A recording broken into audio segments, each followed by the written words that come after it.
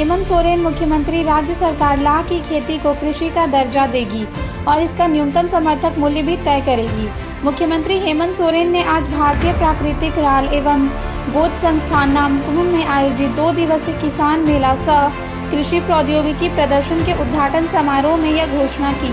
मुख्यमंत्री ने कहा कि किसानों को स्वावलंबी और आत्मनिर्भर बनना सरकार का संकल्प है। इस बात पर कई योजनाएं चलाई जा रही हैं, जिसके जरिए किसानों को अनुदान, ऋण और अन्य जरूरी सुविधाएं उपलब्ध कराई जा रही है। सरकार ने हाल में ही मुख्यमंत्री पशुधन योजना शुरू करने के साथ किसानों के ऋण को भी माफ कर रही है। किसानों का उनका उचित हक और अधिकार मिले, इसके लिए सरकार सभी संभव कदम उठाएगी।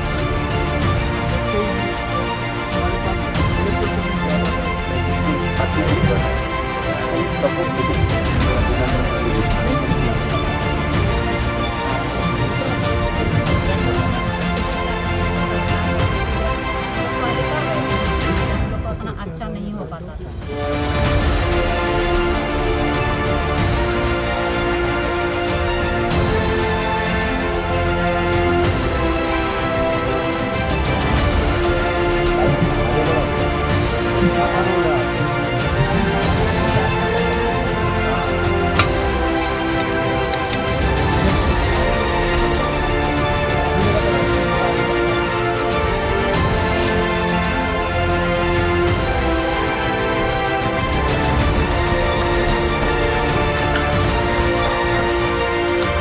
साजिया ओसा का हमारे सहायक धन्यवाद सर।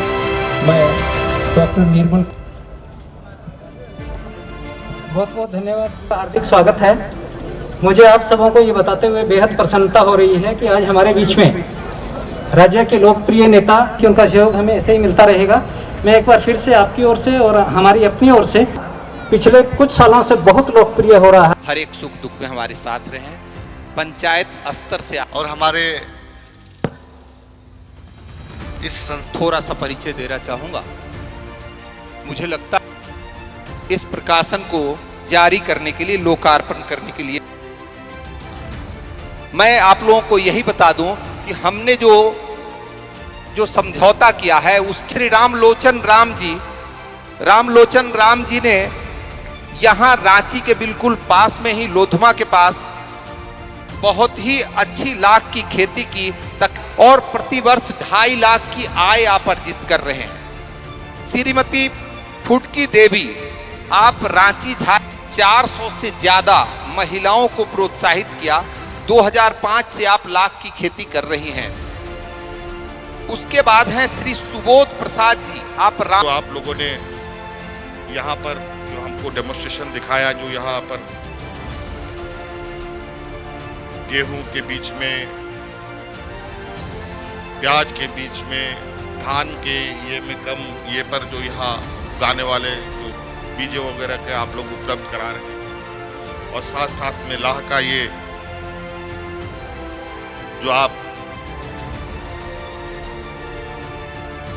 नए तरीके से, नए वैज्ञानिक तरीके से इसका उत्पादन करने का जो लक्ष्य है, एक कैसे लगातार किसान अपने खेत में व्यस्त रह सके, इसका जो आप लोगों ने माध्यम बनाया है, निश्चित रूप से किसानों तक अगर ये चलता है तो फिर किसान दूसरे राज्यों में आखिर जाए तो क्यों जाए। इस तरीके से हमें हर पहलू को, हर चीजों को ध्यान में रखते हुए आगे बढ़ना होगा। अभी हम लोग लगभग 500 गोदाम निर्माण करने का हम लोगों ने निर्णय लिया है। 224 प्रोसेसिंग यूनिट लगाने की तैयारी की है, जो लगभग अंतिम चरण पर है। और पहले भी हमने कहा है एमएसपी सुनिश्चित करने का। अभी बात आई लाह पर एमएसपी की बात, यहाँ एक कांकेर से आया हमारा नौजवान, कांकेर, बस्तर, ये सब जगह जिसको लोग एक डरावनी और एक भयावह क्षेत्र के रूप में जानते हैं। आज देख लीजिए, ये हमारे जवान किस क्षेत्र में आगे बढ़ रहे हैं। आज इनको हम लोगों ने सम्मानित भी किया। आज कहीं ना कहीं हमने ग्रामीण क्षेत्रों के जो पारंपरिक व्यवस्थाएं हैं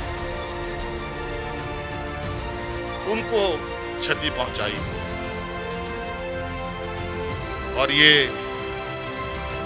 लाह अभी का कोई नया फसल नहीं है या नया कोई उत्पाद नहीं है, ये सदियों से चला आ रहा है। और मैं आपको मंच से ये आश्वस्त करता हूं कि सरकार अब लाह को कृषि के क्षेत्र में जोड़ेगी और लाह के लिए एमएसपी भी तय करेगी ताकि हम किसान भाइयों को अधिक से अधिक इस क्षेत्र से लाभ दिला पाएं। हमने पहले भी किसानों के प्रति कई ग्रामीण क्षेत्र मैंने हमेशा इस बात को प्रयास किया है कि हमारे ग्रामीण क्षेत्रों में अगर परचेजिंग पावर बढ़ेगा तभी राज्य का विकास संभव, तभी जड़ मजबूत हो सकता है। हमको टहनी मजबूत करने में कोई दिलचस्पी नहीं है जितनी दिलचस्पी हमें जड़ मजबूत करने में। और आज इसीलिए 29 तारीख को जो हमारा 29 दिसंबर हमारा साल का पूरा हुआ, उसमें कई योजनाएं हम लोगों ने घोषणाएं की, शुभारंभ की। इसमें मुख्य रूप से मुख्यमंत्री पशुधन योजना हम लोगों ने